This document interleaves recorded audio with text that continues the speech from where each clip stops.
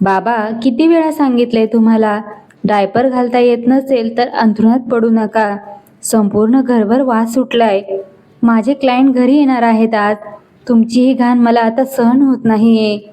सुमितने रागाने आपल्या 70 वर्षांच्या वडिलांच्या आप्पांच्या अंगावर चादर फेकत आरडाओरडा केला. एका मंगळवारी सकाळी सुमितच्या घरी एक महत्त्वाची मीटिंग असते. त्याच वेळी आप्पांची वडिलांची तब्येत बिघडते आणि त्यांना अंथरुणातच लघवी होते.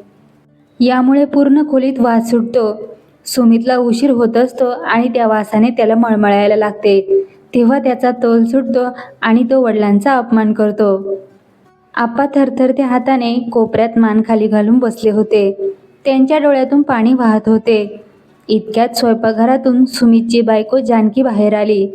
तिच्या हातात गरम पाण्याचे भांडे होते. तिने ते जोरात टेबलवर आपटले. तिने सुमितकडे पाहत शांत पण कणखर आवाजात म्हटलं, सुमित, आवाज खाली. ज्या हाताने आजवर तुझी घाण साफ करून तुला मोठं केलं, त्याच हातांना आज तुला सांभाळता येत नाहीये.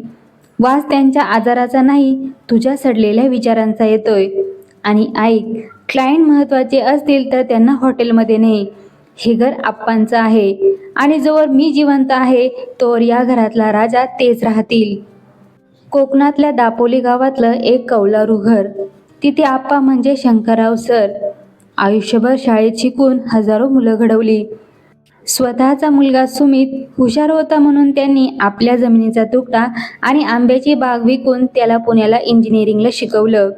सुमितने पुण्याला नोकरी मिळवली, फ्लॅट घेतला आणि जानकीशी लग्न केलं. जानकी अनाथ होती. तिला आई वडील नव्हते. लग्नानंतर जेव्हा ती पहिल्यांदा आप्पांच्या पाया पडली तेव्हा आप्पाने तिच्या डोक्यावर हात ठेवून सांगितलं होतं, पोरी सून नाही, लेक म्हणून राहा. आप्पांना पार्किन्सन्स झाला. त्यांचे हात थरथरायचे. एकटं राहणं कठीण झालं म्हणून सुमितने त्यांना पुण्याला आणलं. पण पुण्यातला सुमित आता कोकणातला सुमित राहिला नव्हता. हाय प्रोफाईल सोसायटी, पार्ट्या आणि स्टेटसच्या नादात त्याला बापाची अडचण वाटू लागली. जानकी मात्र आप्पांची आई झाली होती. ती त्यांना वेळेवर औषधं देण्यापासून ते त्यांचे कपडे बदलण्यापर्यंत सगळं करायची. एकदा रात्री जेवताना आप्पांचा हात थरथरला आणि डाळीची वाटी सांडली. डाळ सुमितच्या ब्रँडेड पॅन्टवर सांडली. सुमित ताडकन उठला. शिट बाबा, तुम्हाला नीट खाता येत नाही का? प्राण्यासारखं खाता तुम्ही. उद्यापासून तुम्ही किचनमध्ये खाली बसून जेवत जा, डायनिंग टेबलवर नको. आप्पांच्या डोळ्यात पाणी आलं. त्यांनी अर्धच जेवण सोडलं.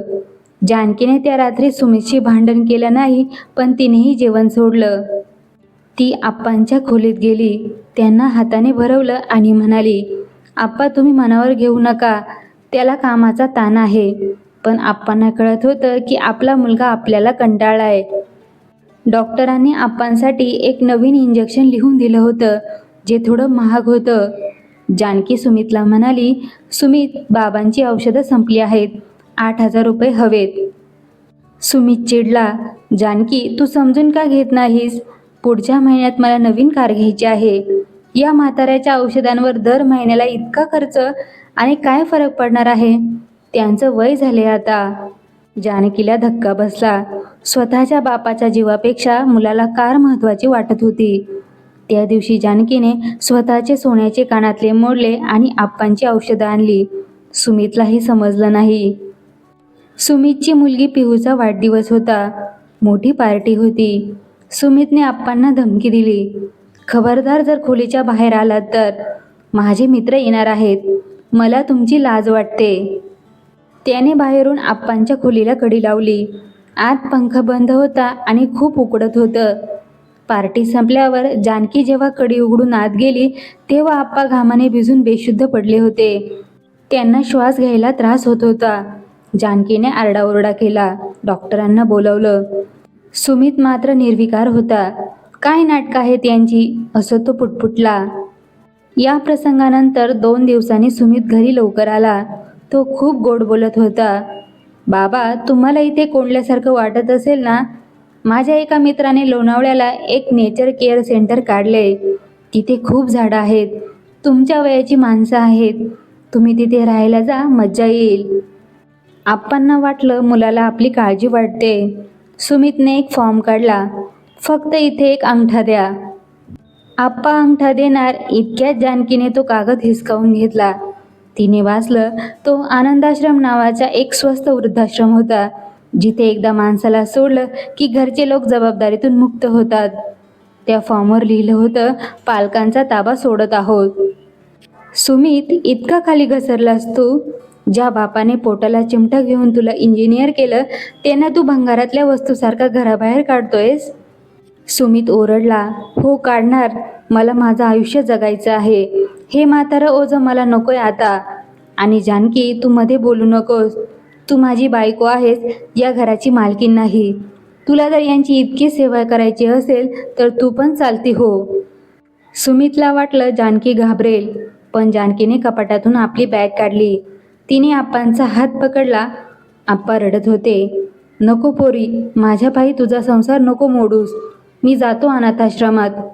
जानकीने आप्पांचे अश्रू पुसले आणि सुमितकडे बघून म्हणाली, सुमित, संसार दोघांचा असतो रे, पण तिथे माणुसकी असावी लागते.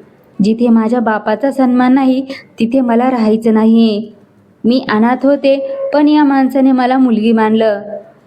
आज रक्ताचा मुलगा वैरी झाला, पण ही परकी मुलगी शेवटच्या श्वासापर्यंत बापाची काठी होईल. मी घटस्फोटाची नोटीस पाठवत आहे, सह्या करायला तयार राहा. जानकी आणि आप्पा त्या रात्रीच घर सोडून निघाले. बाहेर पाऊस पडत होता. त्यांच्याकडे जायला जागा नव्हती. त्यांनी ती रात्र एस टी स्टँडच्या बाकावर काढली. दुसऱ्या दिवशी जानकीने आपल्या जुन्या मैत्रिणीच्या मदतीने एक छोटी खोली भाड्याने घेतली. जानकीने पुन्हा ट्युशन घ्यायला सुरुवात केली. तिने दिवसरात्र कष्ट केले. एका वर्षानंतर एका मोठ्या हॉलमध्ये आदर्श शिक्षिका आणि समाजसेविका म्हणून जानकीचा सत्कार चालू होता. स्टेजवर जानकी माईकवर बोलत होती आणि खाली प्रेक्षकांमध्ये आप्पा आता ठणठणीत बरे होऊन अभिमानाने टाळ्या वाजवत होते. जानकी म्हणाली, लोक म्हणतात सासू सासरे त्रास देतात, पण कधी कधी आपणच त्यांना समजून घेण्यात कमी पडतो. मी आज जी काय आहे ती माझ्या या बाबांमुळे आहे. कार्यक्रमाच्या शेवटी एक फाटका माणूस तिथे आला. तो सुमित होता. गेल्या 1 वर्षात शेअर मार्केटमध्ये नुकसान होऊन आणि एकटेपणामुळे तो खचला होता. त्याला वाटलं जानकी आणि आप्पा त्याला माफ करतील. तो आप्पांच्या पाया पडायला गेला तर जानकीने त्याला अडवलं. सुमित सर, इथे फक्त निमंत्रित लोकांना प्रवेश आहे. ज्यांनी नाती तोडली त्यांना परत जोडायला फेविकॉल मिळत नाही. तुम्ही जाऊ शकता. सुमितने दोघांचीही हात जोडून माफी मागितली आणि त्यांना परत घरी येण्याची विनवणी केली. दोघांनीही मोठ्या मनाने त्याला माफ केले व ते सर्वजण एकत्र आनंदाने राहू लागले.